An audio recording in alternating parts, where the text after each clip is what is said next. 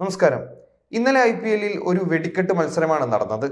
എന്താണ് ഇവിടെ സംഭവിക്കുന്നത് എന്നറിയാതെയായിരുന്നു പല ആരാധകരും മത്സരം ഇരുന്ന് കണ്ടിരുന്നത്. ഒരു പക്ക ത്രില്ലർ പോരാട്ടം.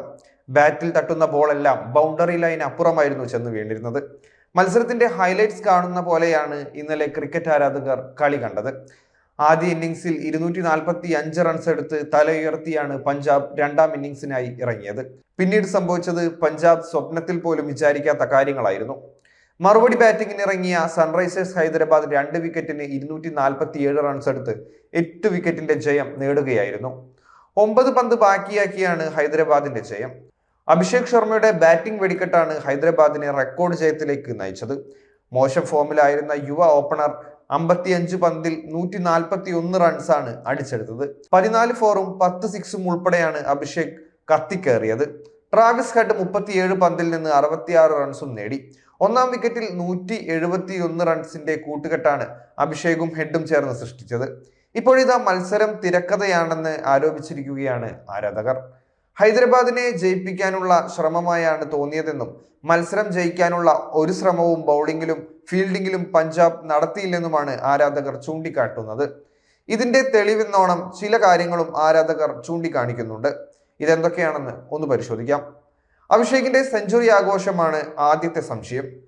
അഭിഷേക് ശർമ്മ മോശം ഫോമിലാണ് സീസണിൽ കളിച്ചിരുന്നത്.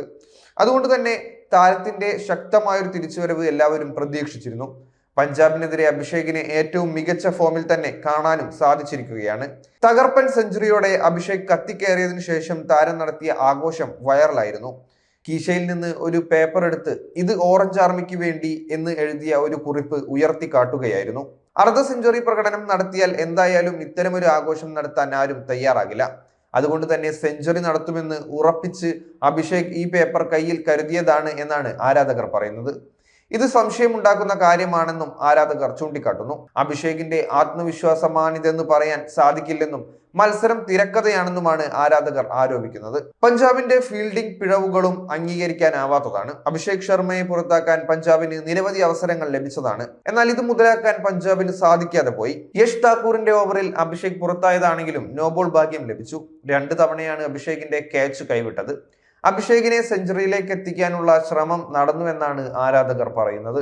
ഫീൽഡിംഗിൽ യാതൊരു താല്പര്യവും പഞ്ചാബ് കാട്ടിയിട്ടില്ല. പഞ്ചാബ് താരങ്ങളുടെ ശരീരഭാഷ പോലും തോറ്റവരുടേതായിരുന്നു. പഞ്ചാബിന്റെ പ്രധാന പേസർമാരിൽ ഒരാളായ ലോക്കി ഫെർഗ്യൂസന് പെട്ടെന്ന് പരിക്കേറ്റത് തിരക്കഥയുടെ ഭാഗമാണെന്ന് സംശയമുണ്ടെന്നും ആരാധകർ പറയുന്നു. 2 പന്ത് മാത്രം എറിഞ്ഞ താരം കാൽമസിലിന്റെ വേദനയെ തുടർന്ന് കളം വിടുകയായിരുന്നു.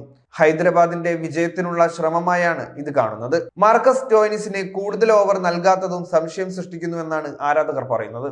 കാവ്യമാരനെ സന്തോഷിപ്പിക്കാനുള്ള നീക്കം നടന്നുവെന്നും ചൂണ്ടിക്കാട്ടപ്പെടുന്നു. സൺറൈസേഴ്സ് ഹൈദരാബാദിന്റെ ഉടമയായ കാവ്യമാരൻ തീർത്തും നിരാശയായാണ് അവസാന മത്സരങ്ങളിലെല്ലാം കാണപ്പെട്ടത്. ടീമിന്റെ തുടർ തോൽവികളിൽ കാവ്യമാരൻ വളരെയധികം സങ്കടത്തിലായിരുന്നു. എന്നാൽ പഞ്ചാബിനെതിരെ ജയിച്ചപ്പോൾ തുള്ളിച്ചാടി സന്തോഷത്തോടെയുള്ള കാവ്യയെയാണ് കാണാനായത്. കാവ്യയെ സന്തോഷിപ്പിക്കാൻ പണമൊഴുക്കിയോ എന്ന് സംശയിക്കേണ്ടിയിരിക്കുന്നുവെന്നും ആരാധകർ പറയുന്നു.